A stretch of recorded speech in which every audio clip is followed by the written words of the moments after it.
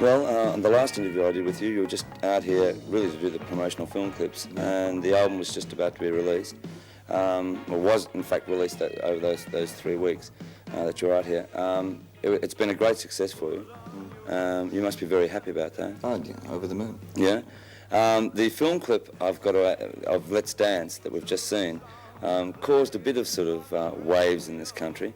And in fact, I must say, when I first saw it, I sort of went, I got a surprise myself, but it was a great film clip. Did you find any sort of criticism towards it when you were overseas at all? Or questioned about overseas, it was taken the way that it was presented. My idea was to present an indigenous people in a capitalist, mainly white society, and the problems of the interrelationships between the two. It was taken at that symbolist level, in which it was, that was the context of the thing. Obviously over here it's going to be taken in a more personalised manner because the countryside is recognisable and the particular peoples are recognisable. Right.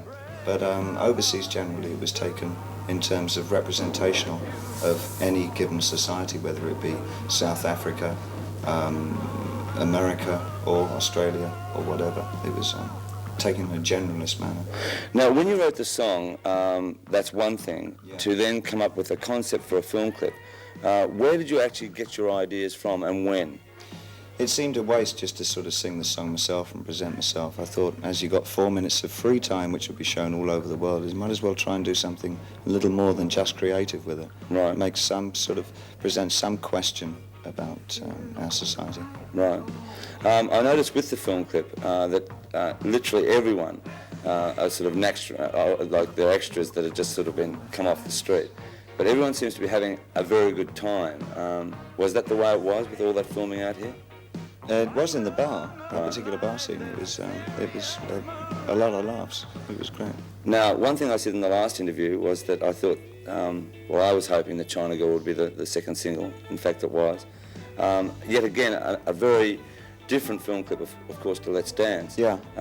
And just tell us about how you put that together in this country. When people were hearing sort of saying he's doing it down in Chinatown, people saying, well, why didn't he do it over in China or somewhere? I think, again, whilst we were here, I made 2 or 3 clips. Again, I wanted to utilise the strange beauty of Australia. Right.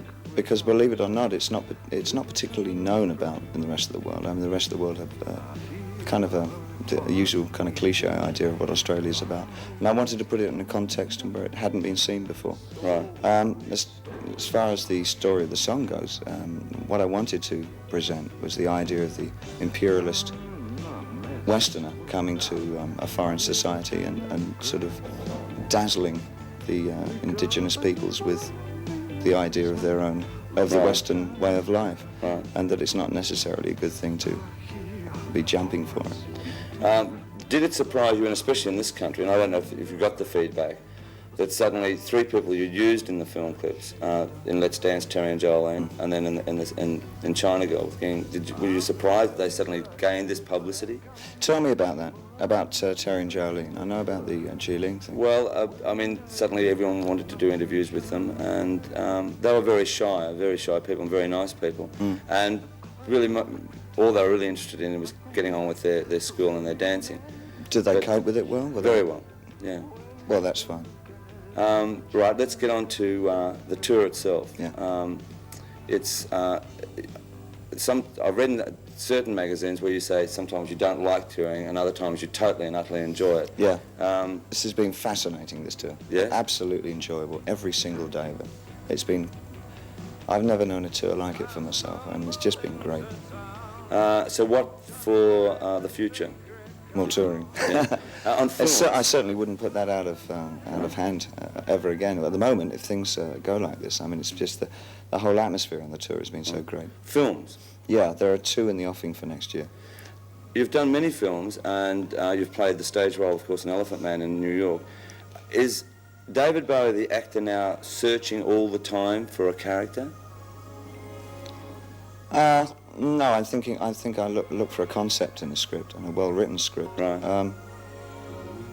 It's just hard to predict what kind of things I'd be doing. When you play one role in Hunger, and then Yeah. a very different role in Merry Christmas, Mr. Lawrence. Oh, I think the is a wonderful diversification is, for me, is of paramount importance, because I still haven't found myself as where I want to be as an actor. I mean, it's all new to me, and I'm enjoying that process tremendously. Was it strange to play opposite another musician, songwriter? No, singer? because he conducted In himself Sakamoto? as an actor all the way down the line, so it was still just working with actors and with Jack and Tom. Right. There was no difference between Sakamoto and the other two guys at all. He was really serious about it and was really great. Really great to I don't know if you'll take this as a compliment, but when David Niven died, I read 2 articles in where they in fact referred to perhaps David Bowie being the new answer to David Niven. There's your answer. No, I think it's. I think that's might have been level, because I'm so strictly English of the English school of acting. It's not. I identify, I think, far more with the John Hurts and Tom Courtenay as a school of acting. Right. That's where I feel most comfortable, because I wouldn't have any pretensions to the method school or anything like that. All right. The tour, I mean, everyone in Australia is looking forward to it. So am I. The live version of Modern Love, I think, is wonderful. Yes. And the filming of that is great. Yeah. And that alone shows that you really are enjoying it. It's a nice bit of film, that. All right, well, listen, thanks again for doing the interview. My pleasure. And I don't have to wish you best of luck for the tour, because it's going to be a great tour.